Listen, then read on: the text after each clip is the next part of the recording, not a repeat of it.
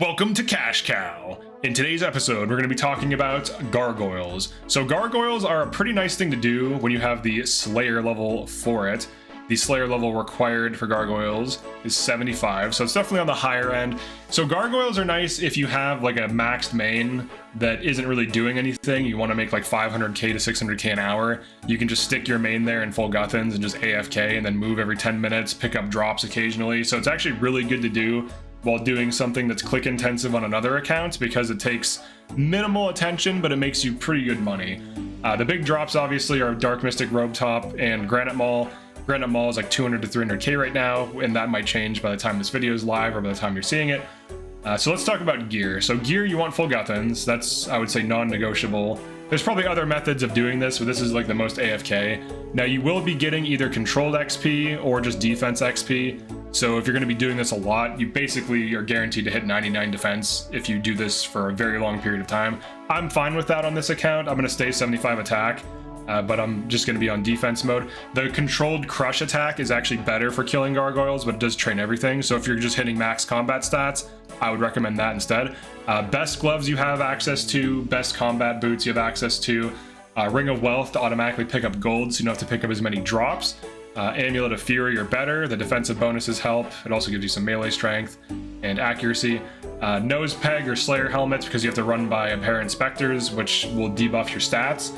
You want to unlock through your Slayer Master with Slayer points the automatic rock hammer, the gargoyles, so that you'll actually kill them. Do not forget your rock hammer. Do not forget your nose peg. It is really easy to forget both of these things when doing this. For getting there, I have three options here. Ectophile is free. It's from a quest. It's the longest distance of these two. The Carl Teleports tab. Teleport is like, it basically puts you in Canifis. And then the Salve Graveyard also puts you very close to the Slayer Tower. So here's where the Salve teleports you.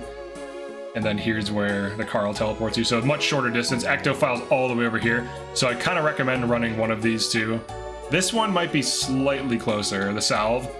There's also a Slayer Ring, but the Slayer Ring costs you a lot of Slayer points. Now, if you have high agility, you have 61 agility or higher, or you can boost to 61, you can use the Spiky Chain, which is very nice because it pretty much gets you there almost immediately.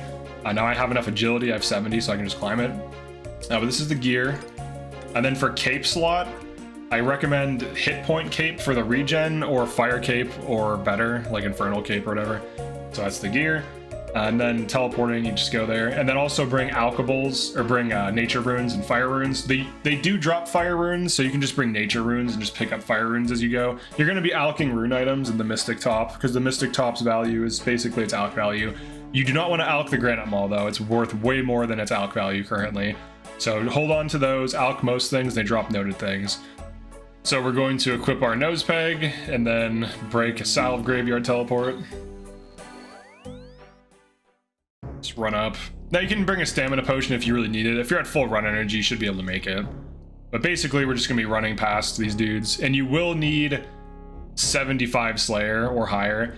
Now, for stats, I kind of recommend having like really high strength and defense and health. If you're like on the lower end, like if you can barely use full Guthans, you might take too much damage to like AFK this. So the higher your stats, the better. But if you're like 85 attack, strength, and defense, you're probably fine. And you can always pod or bring some extra food just in case you don't proc enough. It is a 1 in 4 chance to proc. So we'll climb up this, then you just run through these dudes. They're gonna hit you with magic. You can, I think you can protect mage here to tank it, take 0 damage. All right, and then you just equip. So I'm using Rune Light with the aggression borders. This is ideal because then you can reset aggro for minimal effort. You have your Ring of Wealth, collect your gold, and then you just sit here and AFK for hours.